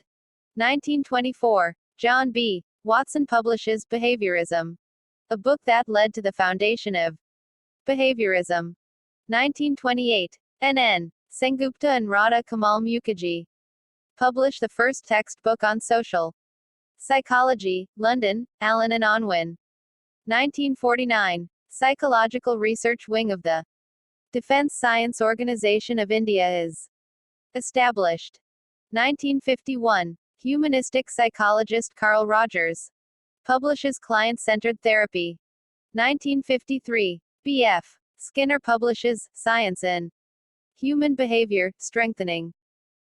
Behaviorism is a major approach to psychology.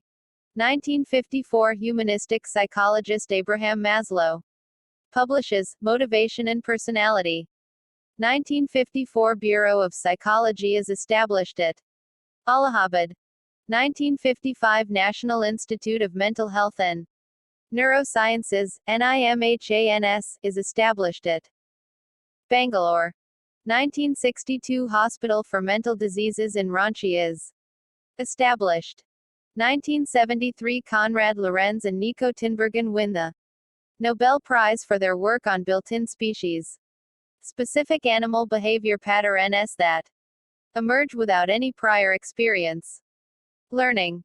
1978. Herbert Simon wins the Nobel Prize for work on decision making. 1981. David Hubel and Torsten Wiesel win the Nobel Prize for their research on vision cells in the brain. 1981. Roger Sperry wins the Nobel Prize for split brain research. 1989. National Academy of Psychology, NAOP, India, was founded. 1997. National Brain Research Centre, NBRC, is established at Gurgaon, Haryana. 2002. Daniel Kahneman wins the Nobel Prize for research on human judgment and decision making under uncertainty. 2005. Thomas Schelling wins the Nobel Prize for his work in applying game theory to understanding of conflict and cooperation in economic behavior. Activity 1.3. Think about the areas of psychology that you have read in the text. Go through the list given below and rank them from 1, most interesting, to 11, least interesting. Cognitive psychology, biological psychology, developmental psychology, social psychology, cross-cultural and cultural psychology, environmental psychology, health psychology, clinical and counseling psychology, industrial, organizational psychology, educational psychology, sports psychology. After going through this textbook and completing the course, you may like to return to this activity and mark the changes in your ranking. Review questions. What is behavior? Give examples of overt and covert behavior. How can you distinguish scientific psychology from the popular notions about the discipline of psychology? Give a brief account of the evolution of psychology. What are the problems for which collaboration of psychologists with other disciplines can be fruitful? Take any two problems to explain. Differentiate between a psychologist and a psychiatrist, b, a counselor and a clinical psychologist. Describe some of the areas of everyday life where understanding of psychology can be put to practice. How can knowledge of the field of environmental psychology be used to promote environment-friendly behavior? In terms of helping solve an important social problem such as crime, which branch of psychology do you think is most suitable? Identify the field and discuss the concerns of the psychologists working in this field. Project ideas.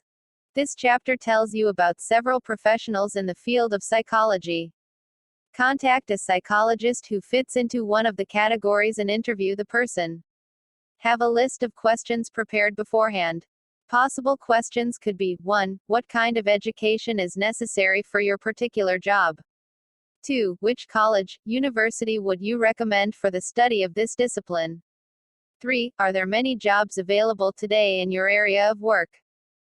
What would a typical day at work be like for you, or is there no such thing as typical? 5. What motivated you to enter this line of work? Write a report of your interview and include your specific reactions.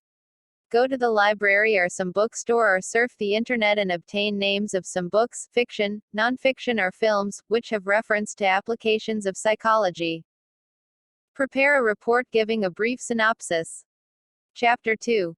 Methods of Enquiry in Psychology. After reading this chapter, you would be able to explain the goals and nature of psychological enquiry. Understand different types of data used by psychologists. Describe some important methods of psychological enquiry. Understand the methods of analyzing data, and learn about the limitations of psychological enquiry and ethical considerations. Contents. Introduction. Goals of psychological enquiry. Steps in conducting scientific research. Alternative paradigms of research. Nature of psychological data. Some important methods in psychology. Observational method. Example of an experiment, box 2.1. Experimental method. Correlational research. Survey research. Example of survey method, box 2.2.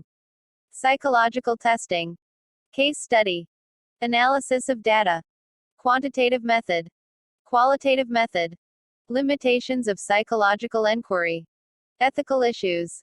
Key terms. Summary. Review questions. Project ideas.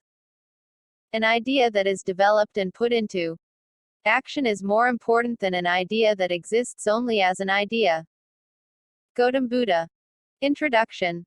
You have read in the first chapter that psychology is the study of experiences, behaviors, and mental processes. You may now be curious to know how psychologists study these phenomena. In other words, what methods are used to study behavior and mental processes. Like all scientists, psychologists seek to describe, predict, explain, and control what they study. For this, psychologists rely on formal, systematic observations to address their questions. It is the methodology that makes psychology a scientific endeavor.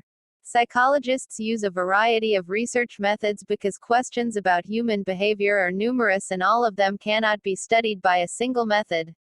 Methods such as observation, experimental, correlational research, survey, psychological testing, and case study are more frequently used to study the problems of psychology. This chapter will familiarize you with the goals of psychological enquiry, the nature of information or data that we collect in psychological studies, the diverse range of methodological devices available for the study of psychology, and some important issues related to psychological studies. Goals OFPSYCHOLOGICAL Enquiry. Like any scientific research, psychological enquiry has the following goals: description, prediction, explanation, and control of behavior, and application of knowledge so generated, in an objective manner. Let us try to understand the meaning of these terms. Description. In a psychological study, we attempt to describe a behavior or a phenomenon as accurately as possible. This helps in distinguishing a particular behavior from other behaviors. For example, the researcher may be interested in observing study habits among students. Study habits may consist of diverse range of behaviors, such as attending all your classes regularly, submitting assignments on time, planning your study schedule, studying according to the set schedule, revising your work on a daily basis, etc. Within a particular category there may be further minute descriptions. The researcher needs to describe his meaning of study habits. The description requires recording of a particular behavior which helps in its proper understanding. Prediction. The second goal of scientific enquiry is prediction of behavior. If you are able to understand and describe the behavior accurately, you come to know the relationship of a particular behavior with other types of behaviors, events, or phenomena. You can then forecast that under certain conditions this particular behavior may occur within a certain margin of error. For example, on the basis of study, a researcher is able to establish a positive relationship between the amount of study time and achievement in different subjects. Later, if you come to know that a particular child devotes more time for study, you can predict that the child is likely to get good marks in the examination. Prediction becomes more accurate with the increase in the number of persons observed. Explanation. The third goal of psychological enquiry is to know the causal factors or determinants of behavior. Psychologists are primarily interested in knowing the factors that make behavior occur. Also, what are the conditions under which a particular behavior does not occur? For example, what makes some children more attentive in the class? Why? Some children devote less time for study as compared to others. Thus, this goal is concerned with identifying the determinants or antecedent conditions, i.e. conditions that led to the particular behavior, of the behavior being studied so that cause-effect relationship between two variables, objects, or events could be established. Control. If you are able to explain why a particular behavior occurs, you can control that behavior by making changes in its antecedent conditions. Control refers to three things: making a particular behavior happen, reducing it, or enhancing it.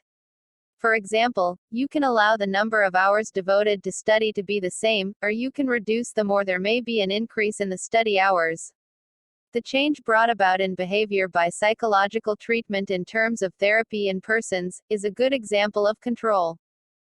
Application. The final goal of the scientific enquiry is to bring out positive changes in the lives of people. Psychological research is conducted to solve problems in various settings. Because of these efforts, the quality of life of people is a major concern of psychologists. For example, applications of yoga and meditation help to reduce stress and increase efficiency. Scientific enquiry is also conducted to develop new theories or constructs, which leads to further research. Steps in conducting scientific research. Science is not so defined by what it investigates as by how it investigates. The scientific method attempts to study a particular event or phenomenon in an objective, systematic, and testable manner. The objectivity refers to the fact that if two or more persons independently study a particular event, both of them, to a great extent, should arrive at the same conclusion. For instance, if you and your friend measure the length of a table using the same measuring device, it is likely that both of you would arrive at the same conclusion about its length. The second characteristic of scientific research is that it follows systematic procedure or steps of investigation. It includes the following steps: conceptualization of a problem, collection of data, drawing conclusions, and revising research conclusions and theory. See Figure 2.1. Let us discuss these steps in some detail. Conceptualizing a problem. The process of scientific research begins when a researcher selects a theme or topic for study. Then she or he narrows down the focus and develops specific research questions or problems for the study. This is done on the basis of review of past research, observations, and personal experiences. For example, earlier you read that a researcher was interested in observing the study habits of students.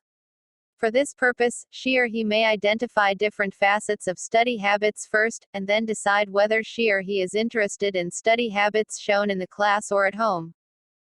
In psychology, we study a diverse range of problems related to behavior and experiences. These problems may be related to understanding our own behavior. For example, how do I feel and behave when I am in a state of joy or grief? How do we reflect on our own experiences and behavior? Why do we forget? B. Understanding other individuals' behavior. For example, is Abhinav more intelligent than Anchor? Why is someone always not able to complete her or his work on time? Can the habit of smoking be controlled? Why do some people suffering from chronic illness not take medicines? C. Group influences on individual behavior. For example, why does Rahim spend more time meeting with people than doing his work? Why does a cyclist perform better when cycling before a group of persons than when cycling alone?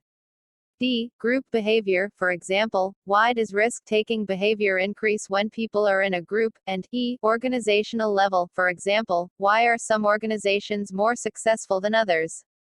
How can an employer increase the motivation of employees? The list is long, and you will learn about these various facets in subsequent chapters. If you are inquisitive, you can write down a number of problems which you may like to probe. After identification of the problem, the researcher proceeds by developing a tentative answer of the problem, which is called hypothesis.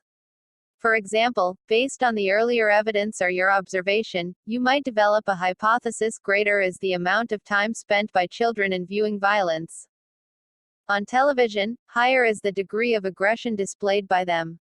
In your research, you shall now try to prove whether the statement is true or false. Collecting data. The second step in scientific research is to collect data. Data collection requires developing a research design or a blueprint of the entire study. It requires taking decisions about the following four aspects: participants in the study. B. Methods of data collection. C. Tools to be used in research. And D. Procedure for data collection. Depending upon the nature of the study, the researcher has to decide who would be the participants, or informants, in the study. The participants could be children, adolescents, college students, teachers, managers, clinical patients, industrial workers, or any group of individuals in whom, where the phenomenon under investigation is prevalent. The second decision is related to the use of methods of data collection, such as observation method, experimental method, correlational method, case study, etc. The researcher needs to decide about appropriate tools, for example, interview schedule, observation schedule, questionnaire, etc. For data collection, the researcher also decides about how the tools need to be administered to collect data, i.e., individual or group. This is followed by actual collection of data. Drawing conclusions, the next step is to analyze data so collected through the use of statistical procedures to understand what the data mean. This can be achieved through graphical representations, such as preparation of pie chart, bar diagram, cumulative frequencies, etc. And by the use of different statistical methods. The purpose of analysis is to verify a hypothesis and draw conclusions accordingly. Revising research conclusions, the researcher may have begun the study with a hypothesis that there exists a relationship between viewing violence on television and aggression among children. She or he has to see whether the conclusions support this hypothesis. If they do, the existing hypothesis theory is confirmed. If not, she or he will revise or state an alternative hypothesis theory and again test it based on new data and draw conclusions which may be verified by future researchers. Thus, research is a continuous process. Alternative paradigms of research. Psychologists suggest that human behavior can and should be studied following the methods adopted by sciences like physics, chemistry, and biology. The key assumption of this view is that human behavior is predictable, caused by internal and external forces, and can be observed, measured, and controlled. In order to achieve these goals, the discipline of psychology, for larger part of the 20th century, restricted itself to the study of overt behavior, i.e., the behavior that could be observed and measured. It did not focus on personal feelings, experiences, meanings, etc. In recent years, a different method known as interpretive has emerged. It emphasizes understanding over explanation and prediction. It takes the stand that, in view of complex and variable nature of human behavior and experience, its method of investigation should be different from the method of investigation of the physical world. This viewpoint emphasizes the importance of how human beings give meaning to events and actions and interpret them as they occur in a particular context. Let us take the experiences that may occur in some unique contexts, such as persons experiencing suffering due to external factors, for example, people affected by tsunami, earthquake, cyclone, or internal factors, for instance, prolonged illness, etc. In such types of situations, objective measurement is neither possible nor desirable. Everyone interprets reality in his own way based on past experiences and contexts. Therefore, we need to understand the subjective interpretation of the reality. The goal here is to explore the different aspects of human experiences and behavior without attempting to disturb its natural flow. For example, an explorer does not know what he is looking for, how to look for it, and what to expect. Rather, she or he tries to map an uncharted wilderness, with little or no prior knowledge of the area, and his main task is to record detailed descriptions of what is found in a particular context. Both scientific and interpretive traditions are concerned with studying behavior and experiences of others. What about our own personal experiences and behavior? As a student of psychology, you may ask yourself the question, why am I feeling sad? Many times you take a pledge that you will control your diet or devote more time to studies. But when it actually comes to eating or studying, you forget this. You might be wondering why one does not have control over one's behavior. Should psychology not help you in analyzing your own experiences, thought processes, and behavior? It certainly should. The psychological enquiry does aim at understanding the self by reflecting on one's own experiences and insights. Nature of psychological data. You may want to consider how psychological data are different as compared to other sciences. Psychologists collect a variety of information from different sources employing diverse methods. The information, also called data, singular equals datum, relate to the individual's covert or overt behavior, their subjective experiences, and mental processes. Data form an important input in psychological enquiry. They in fact approximate the reality to some extent and provide an opportunity to verify or falsify our ideas, hunches, notions, etc. It should be understood that data are not independent entities. They are located in a context, and are tied to the method and theory that govern the process of data collection. In other words, data are not independent of the physical or social context, the persons involved, and the time when the behavior occurs. We behave differently when alone than in a group, or at home and in office. You may hesitate to talk in front of your parents and teachers, but not when you are with friends. You may have also noticed that not all people behave in exactly the same manner in the same situation. The method of data collection, survey, interview, experiment, etc. used in the characteristics of respondents, such as individual or group, young or old, male or female, rural or urban, etc. also influence the nature and quality of data. It is possible that when you interview a student, she or he may report behaving in a particular manner in a given situation. But when you go for actual observation, you may find just the opposite of what she or he had reported. Another important feature of data is that it does not in itself speak about reality. Inferences have to be made from data. A researcher attaches meaning to the data by placing it in its proper context. In psychology, different types of data or information are collected. Some of these types are demographic information. This information generally includes personal information like name, age, gender, birth order, number of siblings, education, occupation, marital status, number of children, locality of residence, caste, religion, parental education, occupation, and family income, etc. Physical information. This category includes information about ecological conditions, hilly, desert, forest, mode of economy, housing conditions, size of rooms, facilities available at home, in the neighborhood, in the school, mode of transportation, etc. Physiological data. In some studies, physical, physiological and psychological data are collected about height, weight, heart rate, level of fatigue, galvanic skin resistance (GSR), electrical activity of the brain measured by electroencephalograph, EEG, blood oxygen levels, reaction time, duration of sleep, blood pressure, pattern of dream, amount of salivation, running and jumping rates, in case of animal studies, etc., are collected. Psychological information collected, may relate to such areas as intelligence, personality, interest, values, creativity, emotions, motivation, psychological disorders, illusions, delusions, hallucinations, perceptual judgment, thought processes, consciousness, subjective experiences, etc.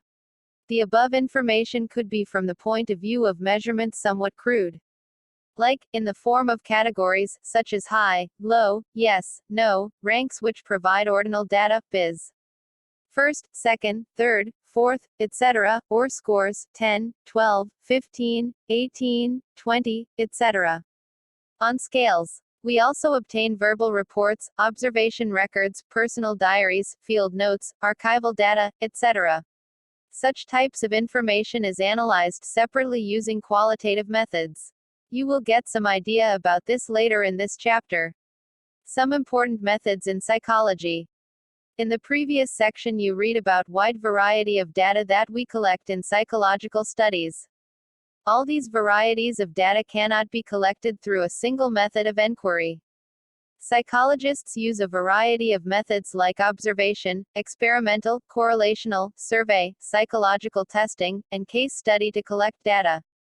The aim of this section is to guide you to select the methods which may be appropriate for different research purposes. For example, you can observe the behavior of spectators watching a football match. You can conduct an experiment to see if children taking an examination do better in the classroom in which they had studied the subject or in the examination hall cause-effect relationship.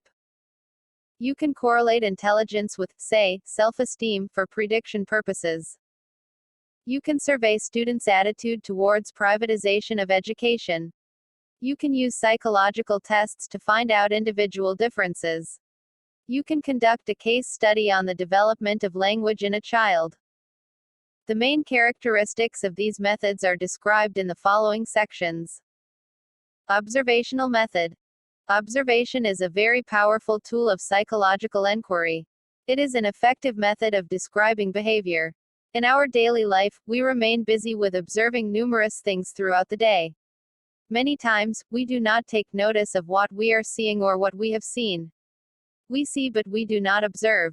We remain aware of only a few things that we see daily. Have you experienced such a thing? You may also have experienced that if you carefully observe a person or event for some time, you come to know many interesting things about the person or the event. A scientific observation differs from day-to-day observation in many respects. These are: selection. Psychologists do not observe all the behavior that they encounter. Rather, they select a particular behavior for observation.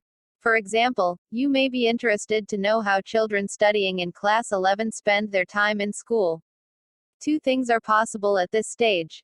As a researcher, you might think that you have a fairly good idea about what happens in school. You might prepare a list of activities and go to the school with a view to finding out their occurrences. Alternatively, you might think that you do not know what happens in the school and, by your observation, you would like to discover it. Recording. While observing, a researcher records the selected behavior using different means, such as marking tallies for the already identified behavior whenever they occur, taking notes describing each activity in greater detail using shorthand or symbols, photographs, video recording, etc. Analysis of data. After the observations have been made, psychologists analyze whatever they have recorded with a view to derive some meaning out of it. It is important to know that making good observations is a skill. A good observer knows what she or he is looking for, whom she or he wants to observe, when and where the observation needs to be made, in what form the observation will be recorded, and what methods will be used to analyze the observed behavior. Types of observation.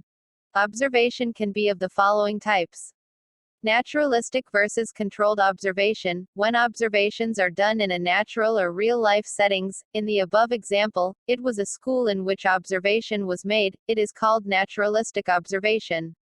In this case, the observer makes no effort to control or manipulate the situation for making an observation. This type of observation is conducted in hospitals, homes, schools, day-care centers, etc. However, many a times you might need to control certain factors that determine behavior as they are not the focus of your study. For this reason, many of the studies in psychology are conducted in the laboratory. For example, if you read Box 2.1, you will come to know that smoke could only be introduced in a controlled laboratory situation. This type of observation, called controlled laboratory observation, actually, is obtained in laboratory experiments. Non-participant versus participant observation. Observation can be done in two ways. 1. You may decide to observe the person or event from a distance. 2. The observer may become part of the group being observed. In the first case, the person being observed may not be aware that she or he is being observed. For example, you want to observe the pattern of interaction between teachers and students in a particular class. There are many ways of achieving this goal. You can install a video camera to record the classroom activities, which you can see later and analyze. Alternatively, you may decide to sit in a corner of the class without interfering or participating in their everyday activities. This type of observation is called non-participant observation. The danger in this type of setup is that the very fact that someone, an outsider, is sitting and observing may bring a change in the behavior of students and the teacher. In participant observation, the observer becomes a part of the school or the group of people being observed. In participant observation, the observer takes some time to establish a rapport with the group so that they start accepting her, him as one of the group members. However, the degree of involvement of the observer with the group being observed would vary depending upon the focus of the study. The advantage of the observation method is that it enables the researcher to study people and their behavior in a naturalistic situation, as it occurs. However, the observation method is labor-intensive, time-consuming, and is susceptible to the observer's bias. Our observation is influenced by our values and beliefs about the person or the event. You are familiar with the popular saying, "We see things as we are and not as things are." Because of our biases, we may interpret things in a different way than what the participants may actually mean. Therefore, the observer should record the behavior as it happens and should not interpret the behavior at the time of observation itself. Activity 2.1. A few students can observe one period when the psychology teacher is teaching in the class. Note down, in detail, what the teacher does, what the students do, and the entire pattern of interaction between the teacher and the students. Discuss the observations made with other students and teacher. Note the similarities and differences in observation. Experimental method. Experiments are generally conducted to establish cause-effect relationship between two sets of events or variables in a controlled setting. It is a carefully regulated procedure in which changes are made in one factor and its effect is studied on another factor, while keeping other related factors constant. In the experiment, cause is the event being changed or manipulated. Effect is the behavior that changes because of the manipulation. The concept of variable. You read earlier,